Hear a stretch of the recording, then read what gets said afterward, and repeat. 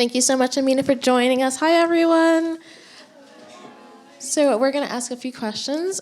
First, one of the things we wanted to explore today at today's Leadership Summit is the relationship between storytelling and advocacy. We can tell our own stories and amplify others' stories to advance causes we care about.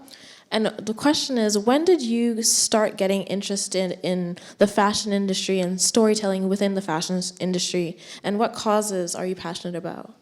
Okay, hi guys. My name is Aminah. So to answer that question, I started getting to the fashion industry when I studied at university. I studied fashion at UAL. And I think I was always passionate about, doing something different, something that a lot of people in my kind of family weren't doing. And so I started when I was at university. And one thing that I'm very passionate about is diversity in the fashion industry. For someone who wears the headscarf, I think that was always something really important to me. I know that I looked different when I was in the industry, but I was like, but I want to kind of change that. And how do I do that? So that's always been my big motivation getting into the industry. Amazing. I mean, very befitting of our theme today, trailblazing together. You're a trailblazer in your family. Congratulations. Really, really awesome.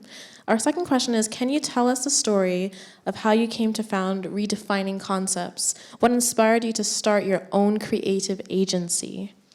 So Redefining Concepts is kind of my baby. I started at university at the age of 18, 17, 18 years old. And it was when I was at university, it was very daunting time because like when I was in university, I couldn't see anyone that looked like me and I was a bit nervous. I was the only one that wore a headscarf in my whole entire campus. Wow.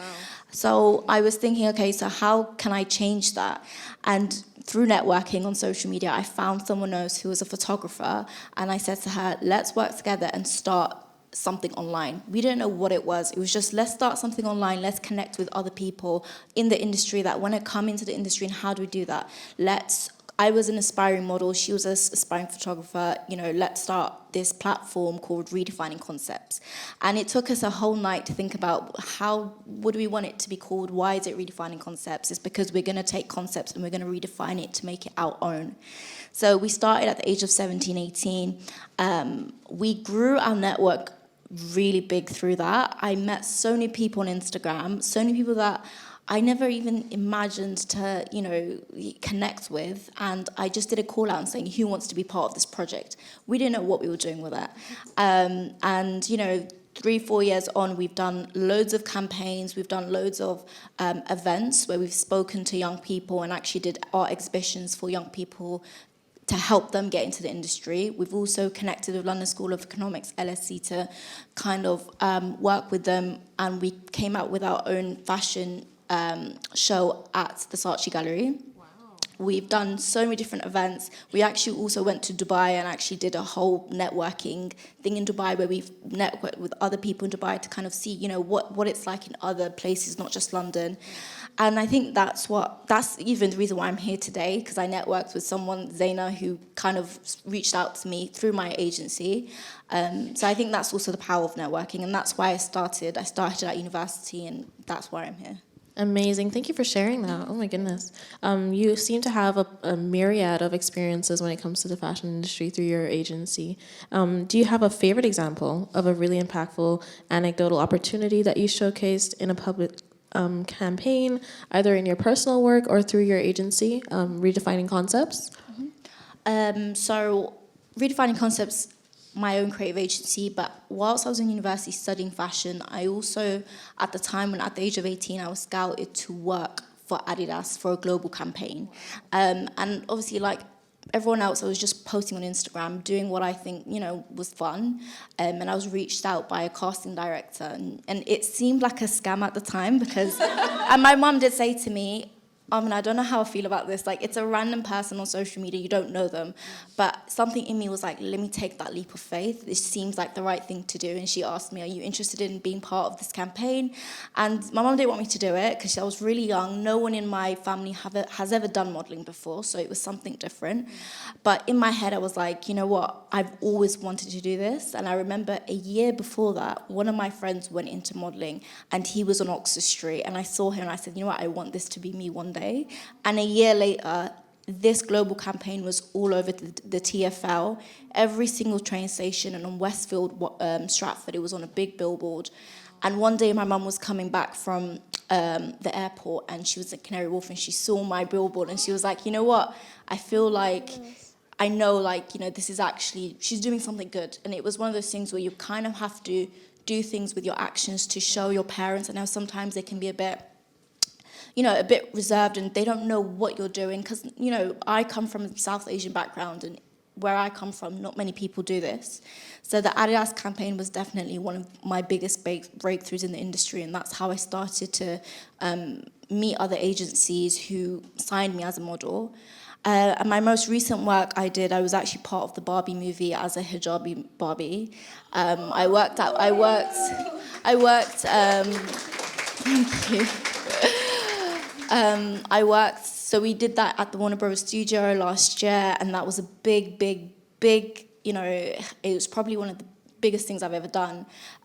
We worked with Margot Robbie's husband. He was a director on set, and I remember just being there, not realizing, you know, at the time I was like, okay, I don't know how big this is going to be, and I also don't watch Barbie, so I was like, what is, like, you know, what is this all about? But I remember being there and realizing that, you know what, this is actually going to make such a big difference. And when I saw the movie come out and I saw myself in the movie, I just realized that at that moment, like, it's so important to be part of these big movies and to actually, you know, push yourself to be part of this narrative where other people that look like you can actually push themselves and be like, you know what, she can do it, I can do it too. And so, yeah, I think that was one of the biggest things I've done so far, the Barbie movie. Amazing. Oh my God. Can you get a round? Can I just go on a tangent really quick? I just want to ask, for other young people who haven't been part of, you know, the industry for a very long time like you have, what sort of advice would you give to them if they are, you know, experiencing imposter syndrome? You know, you're a trailblazer. You're saying you're the only girl with a hijab. Can you explain or give some advice on that? How to get into the industry? Yes, and in terms of like imposter syndrome or like any anxiety and things like that, when you're the first to do it. Yeah, I think it's always quite scary. I meet loads of young people through my agency. When I do these exhibitions, I talk to them, and they all say the same thing. Like, we're scared. We don't know where to start. But just by them being in those settings, and, you know, us being able to meet, that's also a start. Just networking with different people. You guys coming here today is a start, like meeting people and just like pushing yourself. Like, how do I, you know, network with different people? Network is your net worth. Like, that's honestly such a big, important part of the industry. I didn't know what I was doing when I first started, but I think when I started, I just kept going with it, and I did it with an intention. It wasn't like, okay, I want to do this because I just want to be big. It was more like, what am I doing and how am I making a difference? And I've always, whilst I was in university, I've always tried to network with different people. I also did panel discussions at university talking about modesty and fashion and what that was like for me. I did my whole dissertation on modesty and fashion in the industry. And you know what? I've also done like campaigns where I went to Milan. I did a campaign there, but none of the people on set knew what it was like to be a hijabi in the industry. And just by me being there, I was educating them, and I was telling them, you know what, this is what I can do, and this is what I can't do.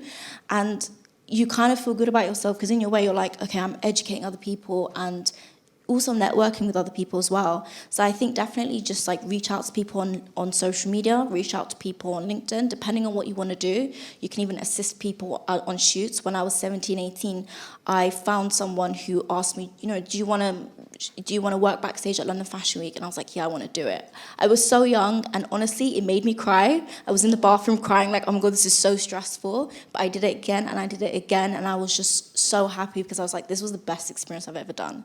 So I think definitely take leaps of faith, and everyone has it in them to do it. I think it just takes that one step.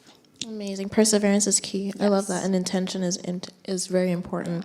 What skills are important for someone to consider when they want to be part of this creative industry? Anything from design, fashion, marketing, entertainment?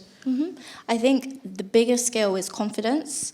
I have friends that want to get into the industry, but they're scared, they don't know how to get into the industry. And I always tell them, come with me to these events. You come with me and you meet your own people. And they get really anxious, like, how do I do that? But I just say, like, I push them, and now they're very confident they can do it themselves. So definitely confidence and team building, working together, knowing how to work with other people is really important. And just being very adaptable in your environment. When you're in certain settings, just, knowing how to talk to different people and just being very adaptable, understanding your environment, and just being very creative, like, thinking outside the box, being around so many different types of people helps you understand different ideas. So I think these are all key factors. Thank you so much for sharing. And then what about students or people who haven't, don't have the privilege of going to fashion school? What sort of steps, alternative steps, would you suggest that they take? I think fashion school, I don't think you have to go to fashion school to go into fashion. I just did it because I was really interested in it. But definitely you can intern. There's so many intern opportunities where you can go online, intern. There's a lot of Instagram pages out there where they have so many different internships and different jobs. They're posting different job sites. Definitely look on social media. Internships are really good, and just being at events and just networking with different people. How I've got to where I am is just meeting a certain person that had then messaged me a year later and be like, oh, I remember you. Do you want to work with me on this project? So it doesn't necessarily have to be you have to go to fashion uni. It can just be, you just know the right people. And I think that's what Michelle said as well, networking is really important. So just knowing the right people, and then in a year's time realizing, I network with them then, and now look, I now work with them. That's happened to me loads of times. So yeah, definitely. Amazing. Thank you so much. Does anyone have any questions for Aminah? We have time for Q&A.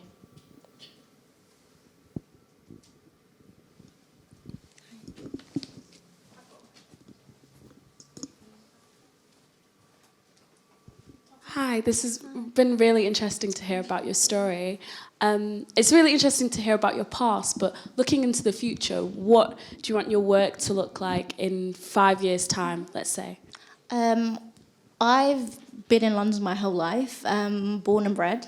I would love to kind of do work around the world. I would want it to be something where I take my agency around the world and do loads of different creative projects and events like this, talk to different types of young people, and just creating spaces for other people to network with each other. I think that's something that I want to see. I love to see other people grow. There was one videographer that worked with me, and now he's traveling and he's working in different places, and he's traveling and he works on different projects. So I think I love to see people's growth. So definitely taking this on an international level, and just being in spaces where I can actually work with people, not just in London, but in other places as well. So that would be the goal for me in 5 years' time. No worries. What would you say has been your biggest challenge or struggle throughout becoming so successful? Because there's so many good things, but what's been your biggest setback or something that made you question was this the right decision? I wouldn't say a setback, but one thing that I wasn't kind of prepared for was in the beginning because I was so young. There's two things actually. One thing, when you're really young, you need to make sure that the industry doesn't walk all over you. And when I was really young, I didn't realize that actually I wasn't getting paid enough for the work that I'm doing. And because I'm not part of any agency at the time, I wasn't actually getting paid anything. And I never realized that until I was a lot older, and I was actually in the industry for a very long time, and my agencies were telling me, actually, you're meant to be getting paid this much. And, they were shocked. I've done work for literally nothing. And other people were making thousands of it. And I think that was a big setback for me, where I was just you know what, I need to know my worth. And how do I do that is by saying no. I think sometimes when opportunities come around and you've had experience, a lot of the time you're just I want to take anything and everything. But the industry walks all over you. And I think it's about knowing your worth, and just when you say no, know that they want you and you don't need them. There will come a point where they want you and you don't need them. So you don't have to take every opportunity if it's something that doesn't align with your values, your morals. I've had to say no to a lot of things. And I've done that because it's not aligned with who I am as a person. So I think it's definitely stand your ground and know what you're worth, whether that's pay, whether that's, you as a person. They've come to you for a reason. So if you think that you need to ask for more money, then do it and don't shy away from it. Right. Yeah, definitely. Thank you so very much for both of your questions. It was amazing having you, Aminah. I'm going to pass the mic back on to Mafi and continue learning and growing and being empowered by the summit. Thank you.